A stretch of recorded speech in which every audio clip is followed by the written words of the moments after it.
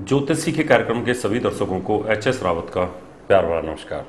दर्शकों, फलित ज्योतिष एक ऐसा विषय होता है जिसके तहत आप अपनी जिंदगी के बारे में होने वाली घटनाओं की जानकारी प्राप्त कर सकते हैं। ये एक रेडिएशन का विज्ञान है जो 9 ग्रहों की किरणों के द्वारा संचालित होता है। विज्ञान इसको खोजता ही रह जाएगा, तब जाकर के पता चलेगा, तब प्रकृति का एंड हो जाएगा, यानी प्रलय आ जाएगी। ये ग्रह हमारे जीवन को किस प्रकार से प्रभावित करते हैं, ये हम जानकारी आपको देते हैं। आज हम इसी विषय को आगे बढ़ाते हुए कन्या लगन, अगर आपकी कन्या लगन की कुंडली है 6 नंबर की लगन, और इस कुंडली के अंदर 12 भावों के अंदर सूर्य, गुरु और चंद्र, ये 3 ग्रह इकट्ठे बैठे हैं। किसी भी ग्रह की महादशा चल रही है, अगर सूर्य की महादशा चल रही है, चंद्रमा की महादशा चल रही है, या गुरु की महादशा चल रही है, या इनकी अंतर्दशाएं चल रही हैं, तो आपकी जिंदगी के अंदर क्या घटना घटित हो सकती है।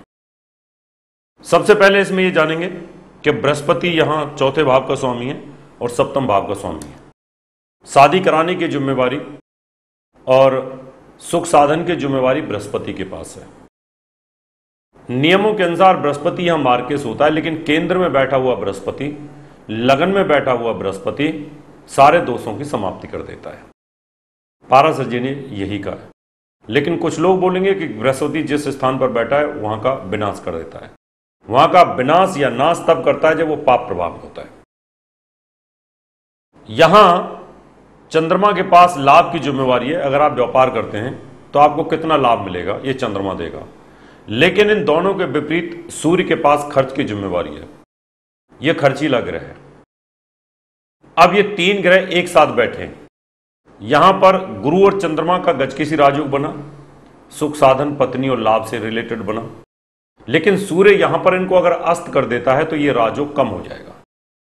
कहने को तो आपकी कुंडली में लिखा हुआ होगा कि आपका गजकेसी राजयोग, आप बहुत ऊंचाइयों को छुएंगे, लेकिन सूर्य के यहां बैठने के कारण यह राजयोग कमजोर हो जाएगा, अस्त हो जाएगा। यानी जो आप पैसा कमाएंगे वो खर्च होता चला जाएगा। जितना लाभ आपके पास आएगा उतना ही खर्च होता चला जाएगा, और वैवाहिक जीवन के अंदर भी कहीं ना कहीं स्ट्रेस बना रहेगा।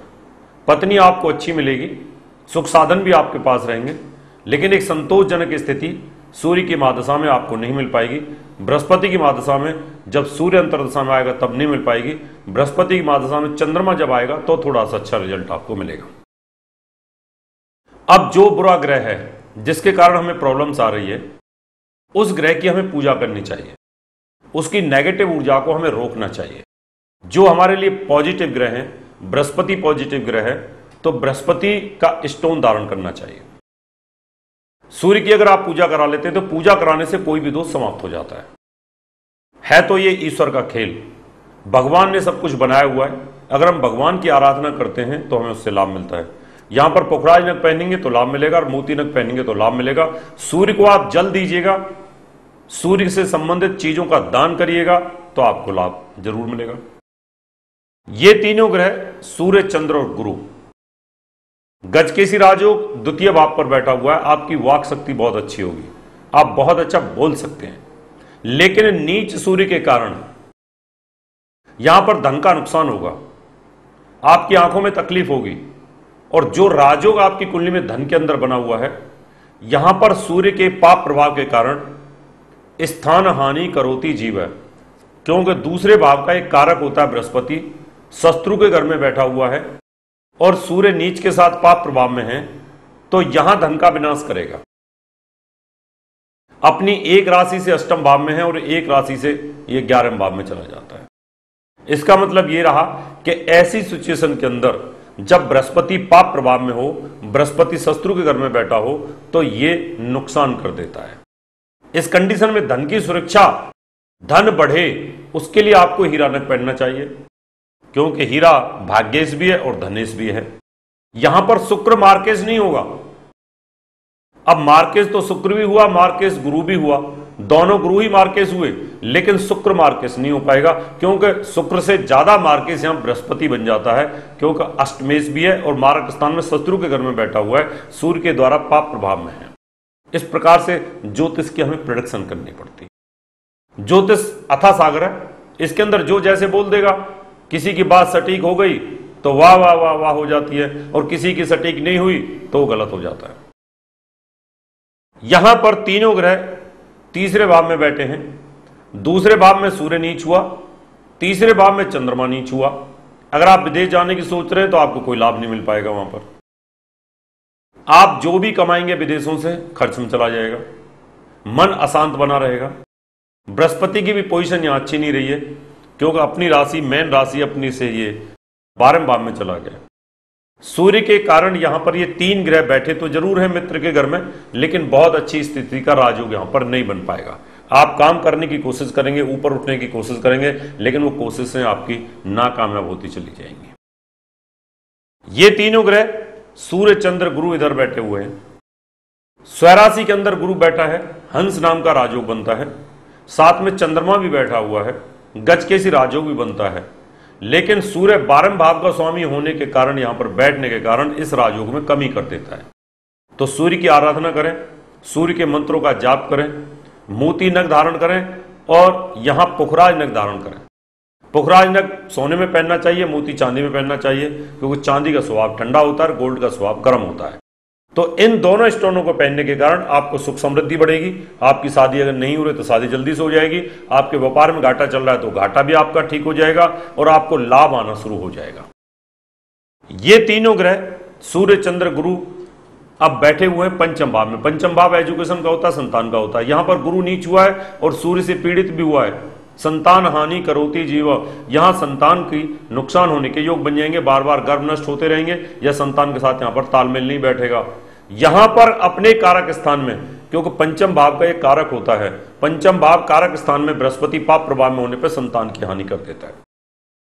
दर्शकों, आपकी कुंडली में कोई प्रॉब्लम्स है, आपके बच्चों की शादी नहीं हो पा रही है, मंगलिक दोष बना हुआ है, कालसर्प दोष बना हुआ है, कोई मूल दोष बना हुआ है, कोई दरिद्र योग बना हुआ है, विदेश जाना चाहते हैं, एजुकेशन में बाधा आ रही है, बच्चों की पढ़ाई के बारे में जानना चाहते हैं, तो आप अपॉइंटमेंट लेकर के हमें मिल सकते हैं। अभी समय आपसे इजाजत लेने का, अगले एपिसोड में आपसे फिर मुलाकात करेंगे। तब तक के लिए नमस्कार। प्रिय दर्शकों, आप सबके लिए खुशखबरी। मैं 20 जुलाई पूना, मुंबई 21, 22, 23, 24 व 25 जुलाई, उसके बाद भूसावल 26 जुलाई, इलाहाबाद 27 जुलाई, 28 जुलाई गोरखपुर, 29 जुलाई बरेली व 30 जुलाई को चंडीगढ़ में रहूँगा। अगर आप अपनी कुंडली दिखाना चाहते हैं, बनवाना चाहते हैं या वास्तु विजिट करवाना चाहते हैं तो आप मुझे निम्न टेलीफोन पर संपर्क कर सकते हैं। फ़ोन नंबर है 9212296090, 9811006314। प्रिय दर्शकों, आप सबके लिए खुशखबरी। 1 अगस्त 2012 से हमारे विद्यालय में दिल्ली व मुंबई ब्रांच में एडमिशन प्रारंभ होने वाले हैं। इसमें फलित ज्योतिष की पूर्ण जानकारी आपको दी जाएगी और इसकी फीस रहेगी सिर्फ 11,000 रुपये। इसकी क्लासें सैटरडे संडे सुबह 9 बजे से 10 बजे के बीच में रहेंगी। आप एडमिशन के लिए हमें संपर्क कर सकते हैं। टेलीफोन नंबर है मुंबई 9820114429, दिल्ली 9811006314। अगर आप डॉक्टर HS रावत जी द्वारा लिखित 10 पुस्तकें मंगवाना चाहते हैं तो 10 किताबों का मूल्य 2100 रुपए और फलित ज्योतिष की 22 CDs का मूल्य 3100 रुपए VPP, DD, मनी ऑर्डर या हमारे SBI बैंक अकाउंट नंबर 3034024646 में जमा करा के मंगवा सकते हैं। दर्शकों, अगर आप अपनी कुंडली दिखाना चाहते हैं 3100 रुपए, घर का नक्शा व वास्तु विजिट या पूजा पाठ करवाना चाहते हैं तो आप हमें निम्न पते पर संपर्क कर सकते हैं। हमारा दिल्ली का पता है महर्षि पराशर ज्योतिष विद्यालय, C9 महिंद्रा पार्क, पंखा रोड, नई दिल्ली 59। Phone number 9212296090। हमारा मुंबई का पता है महर्षि Parashar Jyotish Vidyalaya, flat number 201, Anand Vihar building, Bajaj road, Vile Parle west, Mumbai 56।